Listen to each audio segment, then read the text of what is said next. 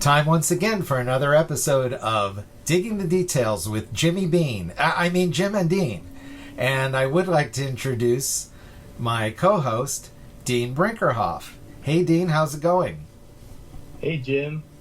Yeah, you got it right. I'm Jimmy Bean. I'm looking for Pollyanna to come out and play. Just kidding. We're going to play the Glad game anyhow. Yeah, that sounds fun. Thank you for that introduction, Jim. Likewise, you are Jim Fanning, and you are all those things and more. A great Disney historian, author, appreciator of all good things and interesting things, and bringer to the table of all kinds of fun facts. We've got some more fun digging the details to bring you today. Thank you, Senator Douglas. And today, as part of Digging the Details' ongoing celebration of Disney 100, we're going to talk about one of the best and most exciting of Walt Disney's attractions, Great Moments with Mr. Lincoln. I've been lucky enough to write about Great Moments with Mr. Lincoln several times, including for this issue of Sketches from 2009. And it was really fun to dig through the details as well as the wonderful photos and art at Walt Disney Imagineering. So for those who may not know, Dean, why don't you tell us what is Great Moments with Mr. Lincoln?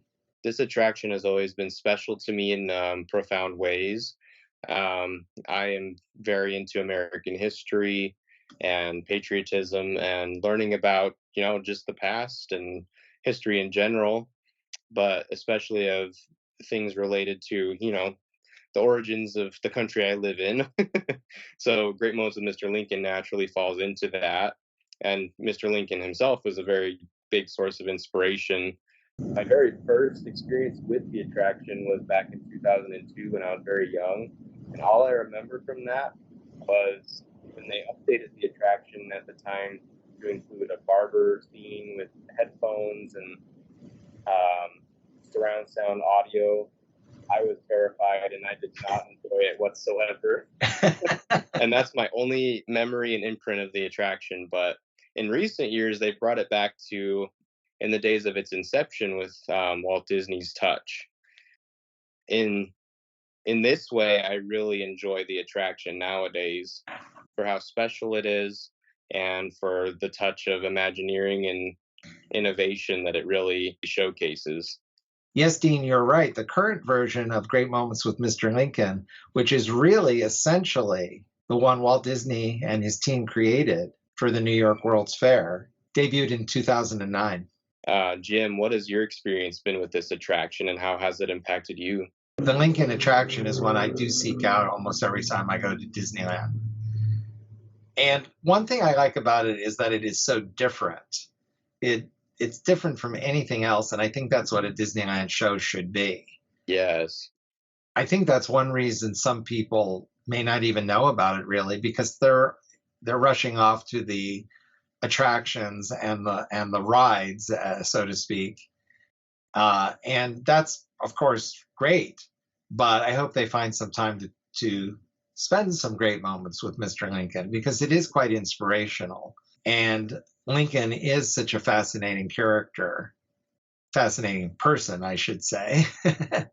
Certainly regarded as our greatest president. And as it says in the show, brought us through our greatest challenge, which of course was the Civil War. And I like how the pre-show, before the Lincoln figure emerged, before the curtain is raised on the Lincoln figure, goes into some of that, goes into some of Lincoln's life. I think he is sort of part of the American mythos, because he was literally dirt poor, literally self-made, literally self-educated, did grow up in a log cabin. And these stories of people, the self-made man, as it were, Americans do like those stories because it says something about the American character. And I do think this is one reason that Walt Disney himself was drawn to Lincoln as a person and as a leader. He had a lot of qualities that Walt Disney did, really, Walt Disney, who didn't even graduate from high school, was essentially self-educated in the field that he chose. He did have some art training, but he taught himself how to animate, how to run the camera, and then everything that he chose to go into, some things he created himself. So how could anybody know? Like audio. Right. I think it's very important that people know that the that the attraction is indeed called Great Moments with Mr. Lincoln. To me, that's a signal that this is not President Lincoln as we see him in the Lincoln Memorial. This is a person who's going to speak to us, not from long ago, but from today. One of the criticisms that the attraction received as it was being created, because it was criticized, people thought it was going to be this disrespectful cartoon version of Lincoln. And Walt would say, well, you don't really understand what we're doing. Then when that debuted, they saw that this was bringing Lincoln to life as if he were with us today, speaking to us today. One of the great unsung heroes of Great Moments with Mr. Lincoln is James Algar, who had been with Walt since the 30s and was so instrumental in the True Life Adventures. So Walt turned to him to sort of craft this story and what it would be and what Mr. Lincoln would say. It was deliberately decided not to have Lincoln speak the Gettysburg Address. Walt himself was very much against that. He said, no, let's take Lincoln's speeches. These would be his actual words, but they would be stitched together to form something new that Lincoln, it's as if Lincoln was speaking today. Also involved was a Lincoln scholar named Ralph Newman, and he said, his own words were, we wanted it to be as if Lincoln was giving a speech based on what he had read in the New York Times that morning. It has an immediacy and also a timeless value, which is one reason it endures. But that's a big reason why the version you saw, Dean, was so wrongheaded. Because that's exactly what they did. They had Lincoln at Gettysburg, supposedly, saying the Gettysburg Address. That's not what Great Moments with Mr. Lincoln is. That's Great Moment with Mr. Lincoln. And again, Walt was impatient and dissatisfied with the ordinary. I think that anybody else that was doing a show about Lincoln would have included the Gettysburg Address. Right. And it's like, we're not going to do that. He didn't use these words, of course, but it's as if he was thinking or saying, we're Disney. We're doing something more creative and more imaginative and something that nobody else could or would do. So that's what we see.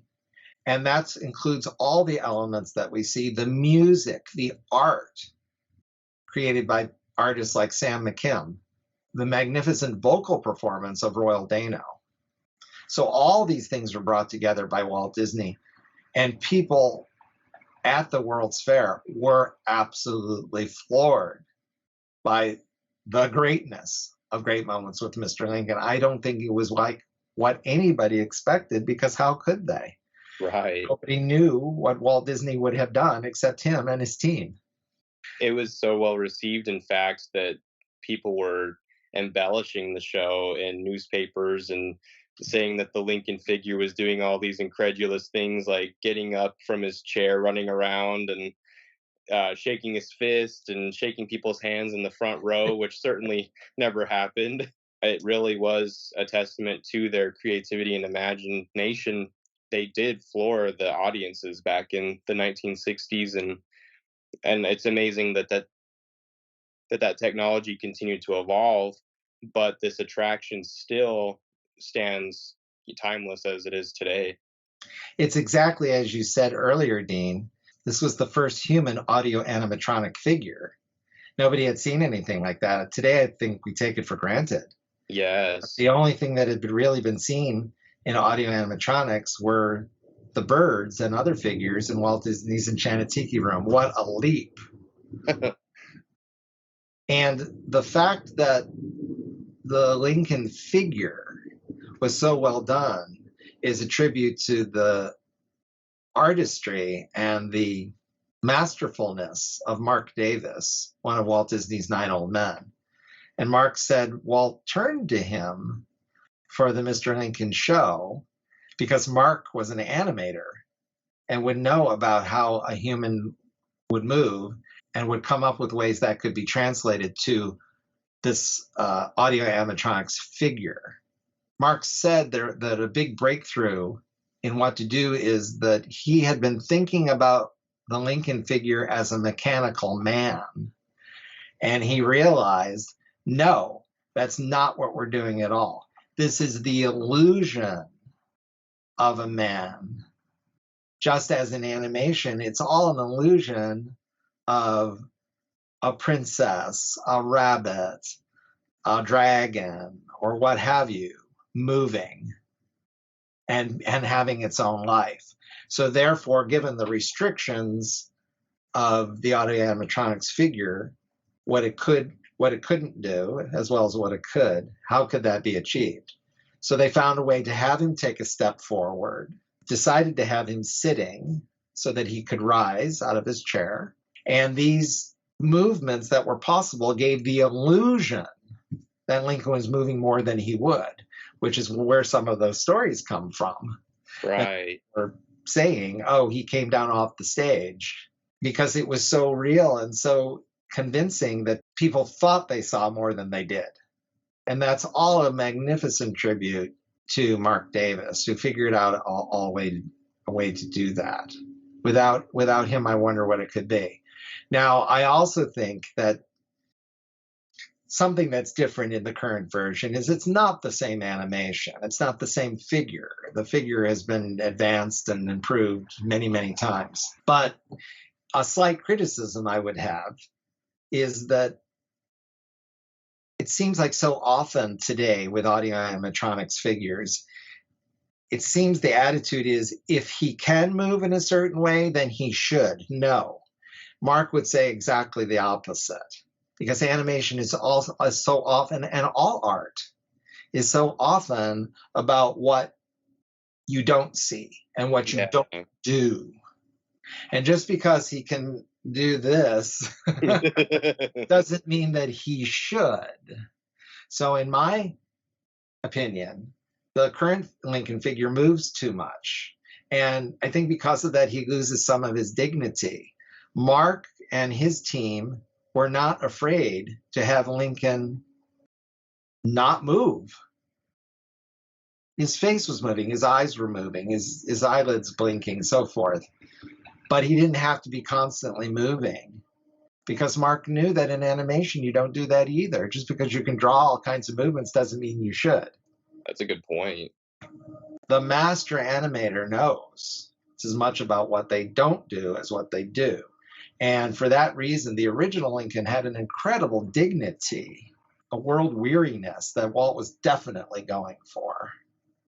Because that's another way we think of Lincoln, as being as almost literally having the world on his shoulders. Yes. With the country being torn apart, and was he making the right decisions? And every day he extended the war, more Americans were killed and were killing each other. All of us were waiting on him.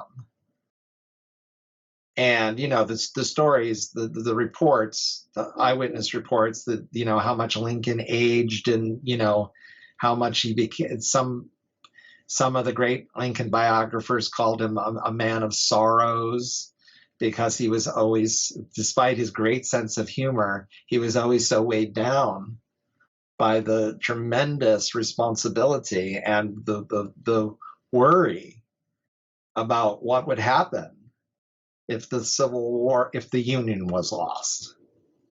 Because Lincoln knew, as he famously said, that a house divided against itself cannot stand, which, as we know, is that he's actually quoting scripture. A lot of people don't know that these days.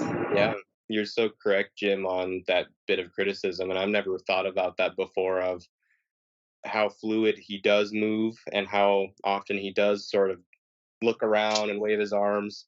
It is a really neat bit of audio animatronic animation, but I feel like some more subtlety would do a lot for that attraction.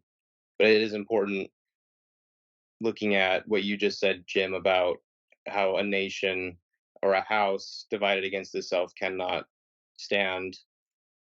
It will always fall. And that's exactly the point of Lincoln's address at his day and time about the Civil War, but can also be applied to any time. Again, to go back to Jim Algar, he poured through all of Lincoln's speeches to find pertinent points and then put them together in a way that it sounds like a cohesive script, a cohesive speech. And I think it's very interesting, possibly still, but certainly in the past. You could go to City Hall and ask for the Lincoln speech, and you would be given a brochure that had all the citations where each part of the speech, what the original speech was from. Really? Yeah. And some of them were the speech at Edwardsville, Illinois on September 11th, 1858, an address before the Young Men's Lyceum, Springfield, Illinois, on January 27th, 1838, the eulogy for Henry Clay in Springfield, Illinois, on July 6th, 1852. A great variety of speeches were drawn upon to put these great moments together, but all Lincoln's actual words. Who was Royal Dano, for those that may not know? Yeah, Royal Dano was an actor that Walt Disney was interested in getting to come over to work on this project after Walt observed him in a television series.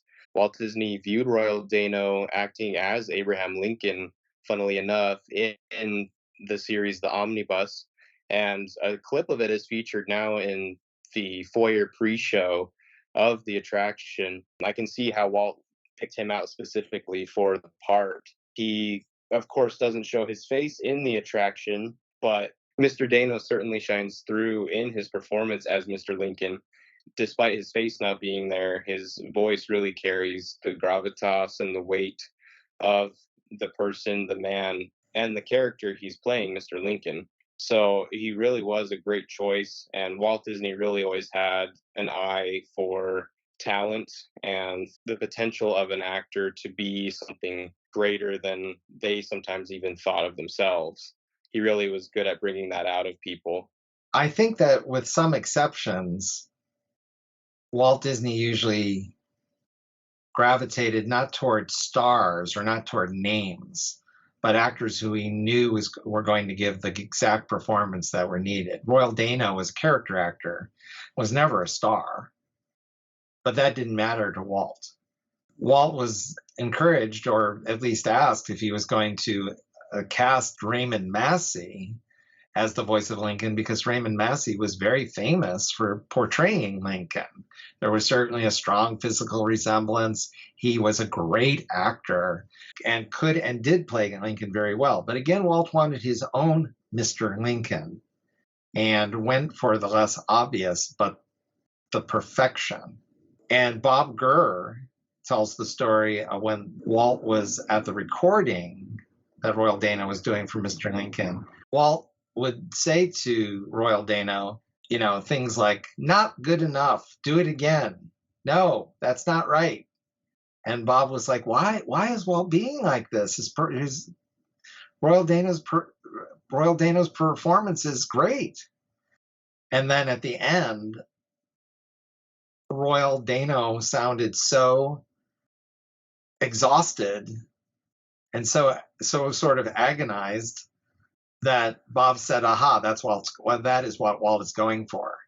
Again, that whole idea of Lincoln being weary and having that in his voice. So that was Walt's way of like literally wearing Royal Dano out instead of giving this perfect, energized performance. Now there was a hint of exhaustion, a hint of weariness, a hint of the man of sorrows. That is really interesting. I'd never heard that before. Great detail you just dug, like as we like to say. Yes. Dean, you had mentioned the pre-show, and I do think that it's a wonderful presentation in and of itself because it gives so much history, so much of the fascinating history of the creation of the original Great Moments with Mr. Lincoln. So there is the detail about Royal Dano. There's even the clip, which is amazing to see. And then there's a lot of art. So it's really magnificent in its own right. Quite a treat to see that before then seeing the theatrical presentation. It really is. I always enjoy spending the time before the show to look around at the models even and the art that they have up on the walls. And who is the narrator for Great Moments with Mr. Lincoln, both today and in the original version?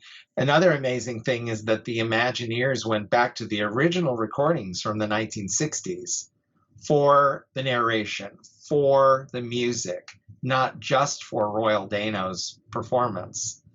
All of that sounds like it was recorded yesterday. It's so beautifully restored and presented. But that includes the narration. That's a great intro for a narrator who deserves that long of an intro, Jim. Is none other than Paul Frees, who is known for several other Disneyland attractions as well, most notably the ghost host of the Haunted Mansion. And his beautiful narration in this attraction of Great Moments with Mr. Lincoln is, I wouldn't say it's particularly characterized, but it is fitting for this type of historical nature. He doesn't quite stand out as like Ludwig von Drake or anything, but he certainly always adds 110% to his performance. I agree. He's playing the role of the narrator perfectly because he knows that Yes, he's not the main attraction. He's setting up the main attraction, which vocally is Royal Dano's performance, not his. So he always, yes, as the master of voice artistry, he always knew exactly what to do and how to modulate it or bring it forward or emphasize it or whatever for exactly what was called for. I almost don't even recognize him at sometimes because it's just so matter of fact. But that's exactly the point. The last thing he says as the narrator before Mr. Lincoln takes center stage is a wonderful phrase that is, and now the skills of the sculptor and the talents of the artist will let us relive great moments with Mr. Lincoln. And he does it in a theatrical way, a dramatic way, a powerful way, yet is so dignified and so absolutely perfect for that moment. And how wonderful those words are. They really let you know, and especially if we go back to 1964, they really let you know that what you're about to see as that curtain rises is something amazing, something great. So Paul Frees sets the whole thing. It's the golden ring that the diamond is set in. That's his narration. 100%. We had mentioned a while back that there are some differences between the World's Fair version and today's version.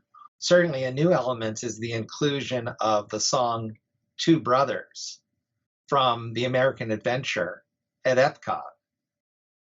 And this was actually included in the last version of Great Moments with Mr. Lincoln, the one we were talking about earlier that had the Gettysburg Address. But it's so powerful, and as you have said, so perfect and such a beautiful, beautiful song. It sums up the Civil War beautifully, as a song should do, that it was incorporated into and amidst the original material. I love that you bring up Two Brothers, Jim, because I've always found the music in Great Moments with Mr. Lincoln to be particularly spectacular, in the way that they do sum up perfectly exactly what they're trying to tell the audience. I also love the exit music of Golden Dreams, which really sends us back into the current day. I mean, the attraction does portray Lincoln as if he's speaking to us today. It really ties the end off there with Golden Dreams, looking towards an optimistic future, which, of course, was what Walt Disney was all about, looking towards an optimistic future of progress and happiness. And it's always an emotional walk through the end of the attraction and out back into Main Street.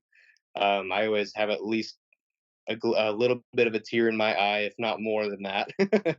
I believe one time I walked out sobbing, and I was kind of like getting funny looks, but it was so moving to me. And I always try to keep that alive in my memory each time I think about or experience this attraction, because it's really neat how Walt was able to do something that would touch you so emotionally and still does to this day.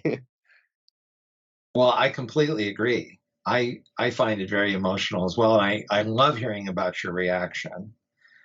And it's so great that you also brought up Golden Dreams, because that too is a modern edition and works perfectly as the exit music, because it's uplifting and it's profound Yes. and it's beautiful. And that too was taken from the American Adventure at Epcot. So it's added on, serves its purpose, but it's not an intrusion upon the original Yeah. version. So it's like the perfect placement, and it's just as you were saying, it's the ribbon that ties up the whole package. Brilliant, brilliant. But it's interesting, my own reaction, because I'm such a purist that often I'm like, well, I wish they hadn't put that in, but a brilliant use of a new, relatively speaking, song that works so perfectly with what has come before. By the way, the reason we're talking about this wonderful attraction today is because this month is President's Day on February 20th, which commemorates the birthdays of Presidents George Washington and Abraham Lincoln. Abraham Lincoln's being on the 12th. And it's an attraction we both love and have talked about digging deeper into. So we are certainly doing this out of our love for the attraction, but also for the facts of this wonderful celebration. We can remember the greatest presidents that have ever lived. And we wanted to mention also that Frederick Douglass is being recognized this month in celebration of Black History Month with a new pre-show video at Disneyland, in the Main Street Opera House, right where the attraction is. And I have not yet gotten to see this or experience it, but we are definitely looking forward to learning more about this. And certainly, Frederick Douglass was an incredible figure, right alongside Abraham Lincoln, in terms of the history of the emancipation of the slaves and leading that movement. So that's a really neat addition, in my opinion. Yes, mine too. And quite frankly, you're mentioning it is the first I've heard of it. I didn't even know that was happening. So that sounds very cool to me. It's certainly neat when Disneyland really tries to keep things fresh and bring something new to the table and something so important too. Agreed. And as we were saying, adding new things when it's in the spirit of the original as created by Walt Disney.